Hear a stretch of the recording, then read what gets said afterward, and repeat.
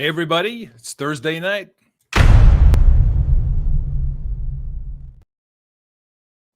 Hey, everybody, welcome to the Consumer Warrior YouTube channel. John Skiba here. I am the founder of the Consumer Warrior YouTube channel. I'm also a bankruptcy and consumer attorney in the state of Arizona. And like we do each and every Thursday night, I do a live stream where we do a Q&A where you can bring questions that you're dealing with related to bankruptcy, dealing with debt. Debt collection lawsuits is a thing I focus a lot on in my law practice, particularly against junk debt buyers. These companies that go out and buy debt. So if you have a question, go ahead and put it in the comments section. If you're on YouTube, we're now broadcasting this to YouTube, Facebook, LinkedIn, Twitter. So, but if you're on YouTube, you can put a question in there. I'll put it up on the screen and we'll talk about it. My lawyerly disclaimer that I do each and every week is that while I am a licensed attorney in the state of Arizona, I'm not licensed anywhere else. I don't know the laws anywhere else. And so if you're looking for legal advice, this is not the place to get it. This is some guy talking on YouTube, and so take it for what it is. If you need real legal advice, you need to talk to an attorney in your state who can really direct you as far as what you can do. I can just give you kind of a starting off point of maybe some things to start thinking about, and then you can check the laws in your state. If you're in the state of Arizona, my contact information is below. I'd be happy to talk with you, and I could set up something where we could actually discuss the specifics of your case. So something I wanted to talk about just real quick for a lot of people, we've had quite a few new subscribers to the channel over the last 90 days or so, is, I talk a lot about on the channel, we talk a lot about some of the templates and the tutorials we do. Particularly one of the most popular ones we do with debt collection lawsuits is teaching people how to file a motion to compel private arbitration. And I just wanted people to know, I put a link on the YouTube thing there, but this is the page that you go to. These are just some of the classes that I put together over the years. We have our Consumer Warrior community, which is really growing now. And it's something where you can engage with people on a more deep level other than just, here on the YouTube channel. I also do special trainings. We have one coming up on Monday in the Consumer Warrior community. I do videos and trainings that are not listed here on my YouTube channel. So those are something separate. But I have all types of courses, and these are tutorials that I'm teaching via video with a template in there that show you how to do things like drafting an answer in a debt collection lawsuit. Like I said, the big one here, compelling private arbitration in debt collection lawsuits. Everything to, how to defend a debt collection lawsuit from beginning to end, summary judgment, discovery. This one down here, how to prepare and defend yourself at a debt collection trial. And then you can even get the whole Consumer Warrior library. I also have things on disclosure statements, bankruptcy, specific creditors. These are just things that can help you out if you're looking for something that's a little more involved than what we do here on the channel. So go ahead and check that out. And then I do remind people to please go to the channel and leave comments. Something I'm going to try to do here in the near future, you may have seen if you subscribe to the channel, if you haven't done that, please do that, is that I'm doing more live streams. I like the interactive, parts of this.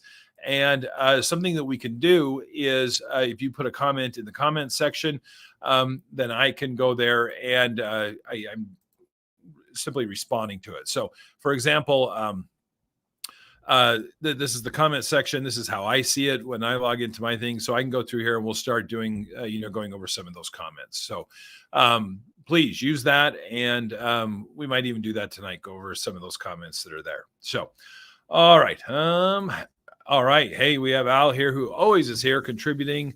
We have master classes. We have about 4 of them coming up here. And this is for the Consumer Warrior community, which I just talked about. We have one coming up on Monday, and then I think I have 3 more scheduled throughout the end of the year. And one that I'm really looking forward to is in the last week of January. I like to talk about goal setting and really kind of setting plans for getting out of debt in the new year. I'm a big goal guy. I keep a little notepad here. I write my goals down every day. I'm going to talk to you about some of the things that I deal with as far as goal setting that I think could be helpful for you in going forward. So, all right. Question for tonight. Byron Moore states, can a debt collector from out of state collect debt from a consumer in another state? So there is some licensing requirements. So I know, like here in Arizona, the debt collectors have to be licensed. I believe it's on the Secretary of State's webpage. You can log in there and see if they're actually licensed to do debt collection within the state. The short answer is yes. I mean, the particularly the big collectors and the big debt buyers, you'll see that they typically are licensed in the various states, and so. Yes, I mean for the most part they can do that. You're going to see. I mean, it's not just debt collectors that are local to your state. And here in Arizona, like the big junk debt buyers, Portfolio Recovery, Midland Funding, they're in San Diego, Delaware, Minnesota. They're kind of all over the place. So, let's see here. So yeah, there's a couple. Yeah, people answering and saying yes. If the debt collector's licensed in your state, then yes, they can absolutely do that. So. It is something to check. I mean, you can check, like I said, there's usually a database in each and every state. I've done that before when we do our fair debt collection practices type lawsuits. The FDCPA things will go in to see if they're actually licensed in that particular state. So, all right, I wanted to share with you while some additional questions are coming in, some of the comments over on my YouTube channel. I guess we're on my YouTube channel. But I thought this one here that Liz posted earlier, and I responded to it. They asked, can I go bankrupt, file bankruptcy after a settlement? I had to because I was sued by Portfolio Recovery. So this is a good question. Let's say that you've been sued by a creditor and you are, you're interacting with them and you go in and you negotiate a settlement. You start to pay on that settlement. Can you then file for bankruptcy? The answer is yes. You can still file, particularly if there's other things that happen. The only time you have to be careful when you're negotiating is if you induce someone into entering into a contract by stating you're not going to file for bankruptcy, and then you do. Then you can run into a situation where maybe they say that they were induced to enter this agreement through misrepresentations on your part. Super rare. Attorneys often we tend to focus on the little 0.5%. We're naturally the sky is falling, chicken little kind of people, trying to protect our clients from bad things. But in general, that's not going to be an issue. The general answer to that is yes. You can file. You can file for bankruptcy even if you've entered into a settlement agreement, and then it's just not working out. So this one here, I thought was a good suggestion. I appreciate that on the channel as well. Ash said, have you ever thought about going over some of the means testing forms? Some of it is a bit confusing and would love for someone to go over it. I'll tell you this, Ash, it's more than a bit confusing. It's crazy confusing. So the means test is back in 2005, they changed the bankruptcy code. They amended the bankruptcy code for the first time in forever. I remember I graduated law school in 2003, and I remember I took my first bankruptcy class in 2002 in law school. And my professor was his name was Bruce Markell. He's one of the preeminent bankruptcy scholars in the US. He ended up being a bankruptcy judge in Nevada. I believe he's gone back to teaching now. But he actually wrote one of the large treatises on bankruptcy. He was part of the people who wrote that, called Collier's on bankruptcy. They were talking about it being amended and took forever. And finally, in 2005, the amendments went through. And now you have to, in order to file a Chapter 7 bankruptcy, you have to qualify based upon household size and income. And they have different numbers from all over the country to determine if you qualify. So, for example, I grab my handy dandy little form here that I use during consultations. In the state of Arizona right now, and I'm recording this in December of 2022, for an individual to file bankruptcy, they could make no more than $59,417 a year, or about $4,951 a month. Now, this is different from state to state, and in some states, even from county to county, it can be different. And it's updated routinely. So we're always checking the United States Trustees website to determine what the exact number is. And it goes all the way up. Like on my form I have, for a family of 8, you can make up to $136,000 roughly per year, or about $11,335 per month. So you can see there's quite a bit of wiggle room as far as depending on how many people live in your home. but there's certain, and those are gross numbers before taxes. So there's certain deductions that can be made to be able to get you to qualify for that. So that was a great question on the channel, a great suggestion. I'm going to be doing a training on that in the near future on how to do a means test and how to determine if you qualify. So, all right, let's see. We had a comment here. My Kill Hobbies says, lost my trial yesterday. The moral of the story is hired an attorney. Well, I appreciate the I guess the compliment to the profession a bit. It can be done on your own, and that's not to say, Michael, that you did anything wrong, but I can tell you that. So here's the pros and cons of having an attorney. The biggest downside to having an attorney is we cost money, unfortunately. And I always say I always want to be sensitive. I don't want to make a very difficult financial situation worse by throwing a bunch of attorney's fees at it. That's why I created the tutorials and the classes and things like that, because I get countless people who call my office and they're being sued for, $1,000, and they want to hire an attorney.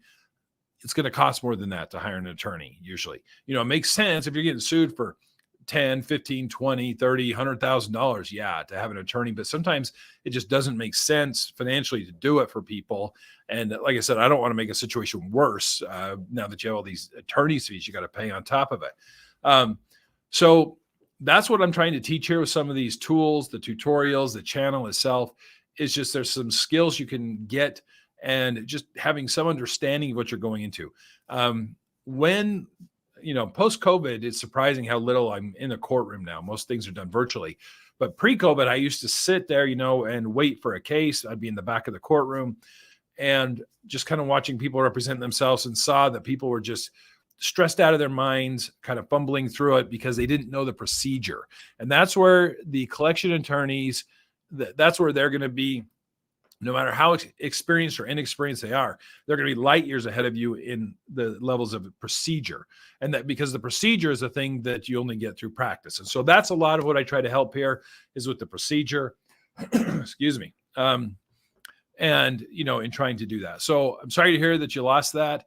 One thing I do tell people, remember, if you do have any type of appeal, it may be worth going to talk to an attorney about a possible appeal on that. At most jurisdictions, the appeal deadline is very short. In Arizona, for justice courts, it's 14 days from the day the judgment is entered. Superior court cases is 30. It's going to be different from state to state. And that's even like in there, that's in Arizona, that's between different courts. So that's something you ought to take a look at as well, because those deadlines are like, there's no mercy on those deadlines. You miss it by one day, you're done. All right, a couple other things I wanted to go over. Let's take a look at a couple other comments on the channel. We jumped over to there. Something that is kind of interesting. I put some questions up in the community. We were talking about how much did you make per hour at your first real job? E-Dennis here, they were the lowest, $1.45 an hour. Mine was $3.25 an hour. My first real job, I had it paper out when I was like a kid, but my first real job, I gathered eggs at a chicken farm. And I remember we put them on flats. A flat was 30 eggs. And the farmer paid me and a buddy of mine 30 cents or 2 cents for every 30 eggs that we gathered. And each of us had a coop of 5,000 chickens. And every day 7 days a week, we would go gather eggs. And I started that when I was 12 years old. And I remember I made about $300 or $400 a month. And I thought I was the richest. And I probably was the richest 12-year-old in my group. So here's a comment: find love on a new dating site. Don't go there. We need to get rid of these spam things that come in. Here's a question that I got and I actually responded to earlier. It said, is 75% an okay agreement or a settlement if the original creditor or the bank is still involved? If it's 75, so original creditor cases are different. If you have a junk debt buyer and you're trying to negotiate it, you have some defenses to that lawsuit. Not only that, they're usually only invested into pennies on the dollar. Where when you're looking at a original creditor, they're going to have the documents, they're going to have the witnesses, they have everything they need in a trial type setting. They're going to have all the data, and they didn't just pay 2 3 cents on the dollar for this thing. They're fully invested. So depending on who the creditor is and depending on what your situation is, 75% may not be a bad settlement, for what you're trying to do there. So it's kind of tough to tell because each situation is a little bit different. But depending on your abilities to pay, asset situation you have, 75% might be the best you're going to get with an original creditor. All right. And then, you know what? Maybe we'll finish on this one unless there's any other questions. We can finish up. But this one said, I thought, solid, Nate. That was a good question. Stating, is there any way to protect your stock account in a bankruptcy case? My answer was not in Arizona. In Arizona, stocks are not protected. There's not a whole lot you can do there. But some states, not Arizona, but some states have a wild card exemption where you can essentially, it applies to anything. And some of them can be $5,000 to $8,000. So a lot of it will depend on how much money you have in the account. If there's a lot of money in your account, in stock account, you may not be able to exempt it. Definitely something to talk to an attorney about. If you're thinking of bankruptcy, make sure you disclose that you have the stock account, and then they can kind of walk you through whether it's, if there's a way to do it. So, all right. Let's see here. That might do it for tonight. We'll do one question here. Hi, John. Got divorced in July 2022, sold our house. I got depressed and lost all my house money, maxed all my credit cards, and I'm broke and homeless. I'm just thinking there might be a follow-up here. I'm sorry to hear that. That's rough. That's a rough year so far. Let's see here. Here's maybe not. So we'll do this one. We'll end on this one. I received a request for information for a subpoena on a default judgment. Do I dare give them the information? Nothing has a court date on it, and it's from Midland. Okay, so this is a good question. So what you're receiving here, so if there's a default judgment, so discovery is the process during a case where you're exchanging information back and forth. And if no judgment has been entered, they can't ask for stuff like, hey, give us your bank account, give us your social security number, tell us where you work, all that kind of stuff, because it's not relevant to them proving whether you're liable on the debt. However, once they have a judgment, they can do post-judgment discovery where they can send over a subpoena and request information on your bank account, where you work. They can, all of your assets. In Arizona, they can also do a judgment debtors exam. I had this with a client recently where they actually had the client come in and they took a live deposition, court reporter, everything. We had to produce a stack of documents this tall with all the bank statements. And at that point, the rules change. Once a judgment's entered, they can do that. If you're not sure if the subpoena is legitimate, you can reach out to the court and make sure it was the court that actually issued it. But if it is, and if the court issued the subpoena and you don't respond to it, you can be held in contempt. And then you're going to cause yourself some additional problems. So situation like that, I would for sure reach out, do a consultation with somebody. If you're in Arizona, I'm happy to do it. I would be happy to do that if you're in Arizona. If not, find someone to talk to on that. So, all right. I think we will wrap that up. So again, check out some of the tutorials and some of the links. Go check those out. See if they can be of help. And some of the other live streams coming up. If you haven't subscribed yet, please do. Please check in, and we'll check out next week. But thanks for